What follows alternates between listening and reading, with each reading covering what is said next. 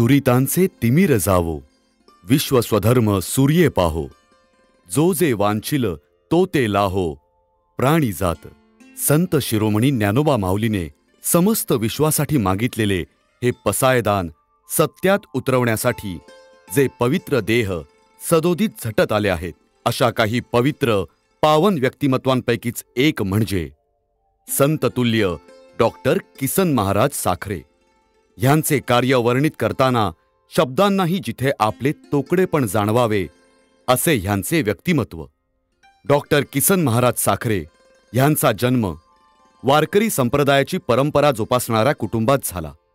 ऋषितुल्य तात्या महाराज साखरे आणि येसुताई साखरे ह्यांचे सुपुत्र डॉक्टर किसन महाराज खरंच एक विलक्षण व्यक्तिमत्वच नाही तर थोर विभूती आहेत। महाराजांना गुडघ्याला थोडा अपघात झाला आणि इंजुरी झाली आणि त्यासाठी ते उपचार घेण्यासाठी माझ्याकडे आले। त्यांना ऑपरेशन केले त्यांचं, नंतर पोस्ट ऑपरेटिव्हली मी रोज त्यांना भेटायला जायचो। तर इतर पेशंटला त्या ह्या ऑपरेशननंतर जसं वेदना होतात म्हणून त्यांना विचारलं की तुम्हाला वेदना होतात का, तर म्हणे नाही होत मला वेदना, त्या तिकडे पार्टला होत आहेत, मला नाही होत।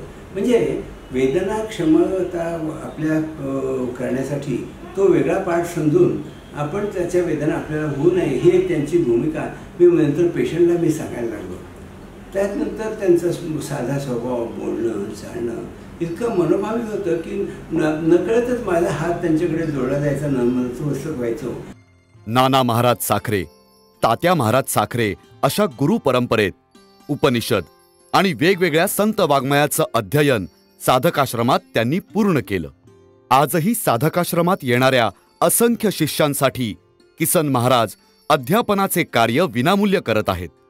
कीर्तन, प्रवचन, व्याख्यान, लेखन अशा विविध माध्यमातून आपण समाजाला योग्य दिशा देत निरपेक्ष समाज प्रबोधनाचं कार्य आजवर करत आलात आणि हे करत असताना विविध संस्थांचे विश्वस्त म्हणून काम पाहताना अविरत श्रम घेतला आहे। मग ते महाराष्ट्र राज्य साहित्य आणि सांस्कृतिक मंडळाचे सदस्यत्व असो किंवा महाराष्ट्र साहित्य परिषदेतील आळंदी शाखेचे अध्यक्ष म्हणून घेतलेले श्रम असोत, आपण सर्वच ठिकाणी अग्रेसर राहिला आहात। अमृतातही पैजा जिंके, ऐसी अक्षरे रसिके मेळवीन असे ज्ञानोबा माऊली म्हणाल्या आणि ज्ञानेश्वरी अवतरली।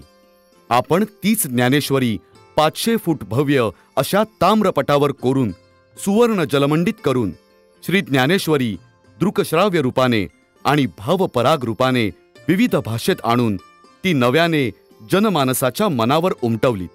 आणि हे कार्य करत असताना मानवतावादी कार्याकडे कधी दुर्लक्ष होऊ दिले नाही हे विशेष।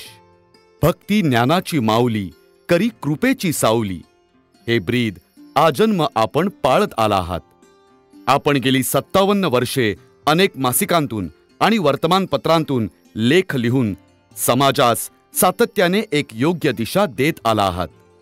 देव पहावयासी गेलो, देव होऊनिया गेलो ह्या उक्तीप्रमाणे आपण आपले अवघे जीवन व्यतीत केले आहे। ज्ञानोबा माऊलीची ओळख नव्या समाजाला करून देण्यासाठी आपण घेतलेल्या अथक परिश्रमांना आम्ही मनापासून धन्यवाद देतो।